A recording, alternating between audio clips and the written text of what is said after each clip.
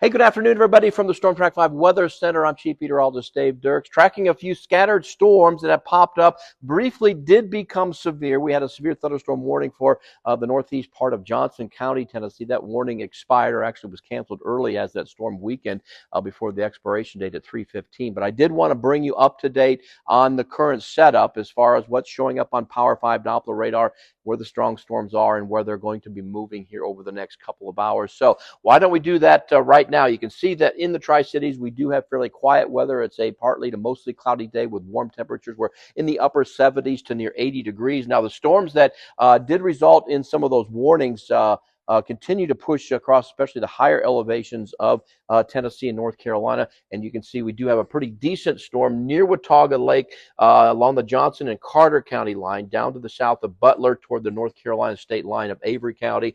And that would be impacting Highway 321. So be careful driving across that. It is not being warned for, but we do have some heavier storms in North Carolina especially, but running from about Elk Mills in Carter County to near Banner Elk and then to near Blowing Rock. That's where that line of scattered storms is the strongest. We've got about 10 lightning strikes showing up during the past 15 minutes or so. So not prolific lightning, and you can see the strikes right here. So it does appear that the storm with the more frequent lightning is in Watauga County of North Carolina and bordering Avery County. Could even be still some small hail, especially right through here near into the west of Blowing Rock, maybe up to pea-sized hail there.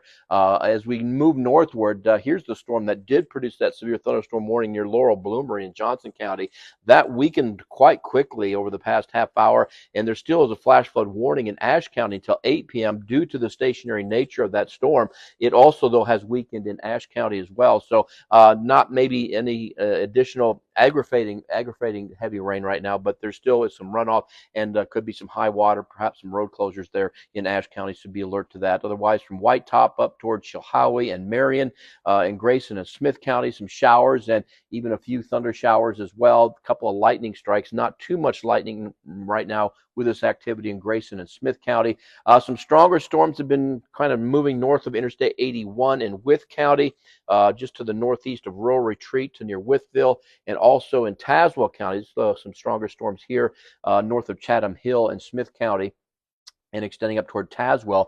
We do have some possibility of some, at least some pea to maybe marble-sized hail near and south of Tazewell in Tazewell County, and a pretty heavy storm now that just kind of brushed through the northern part of Buchanan County. It hit Grundy, breaks Interstate Park near the Dickinson County line, but now kind of relegated to just the northern part of Buchanan County near Hurley, and we do have some lightning strikes with that. A couple here, though the majority of those 15 lightning strikes appear to be with some of this activity in the southern part of West Virginia. Now, just to give you a broad view again of the Tri-Cities, I can show you that we do have pretty quiet weather. So I would say here over the next hour or two, the better chance obviously is going to be staying in those areas in the high country where we have the showers and storms. Not out of the question that we see something pop up in the Tri-Cities, but that rain chance only about 30% as we go through the remainder of the afternoon into the early evening hours. So many of us will probably stay dry. Clouds, though, with us. Here's a live look on our Ashley Camera network from Johnson City.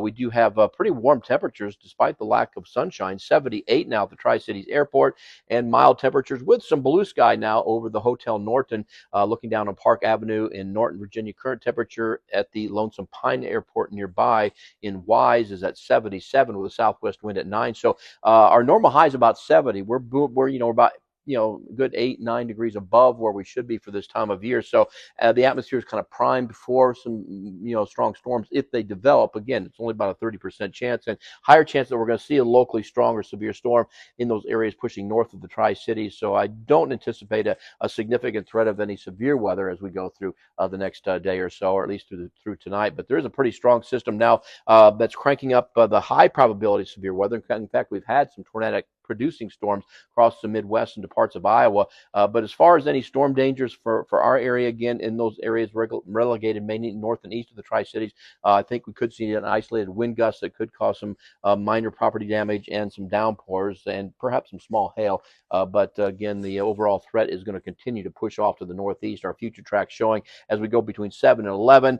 This forecast model not really hinting at much of anything, but some of that activity across the middle of the nation by 4 a.m. in the morning, crossing Middle Tennessee up toward Kentucky, from Nashville up toward Louisville. And you can see by 7 o'clock tomorrow morning that rain shower activity, maybe a couple of thunderstorms getting a little bit closer to the Tri-Cities. So and temperatures tonight are going to stay warm on the mild side and kind of on the muggy side too, as we drop down only the upper 50s to low 60s. But coming up tonight on News 5 at 5, starting at 5, I'll be showing you the latest forecast models, how that rain out to the west by morning will be impacting our weather tomorrow. Let you know if there's any storm potential or dangers with that. And a big cool down still on tap for the Tri-Cities as we head into the weekend. I'll let you know what the impact will be for our weekend coming up in my full forecast tonight, starting at 5. Thanks. Have a good evening.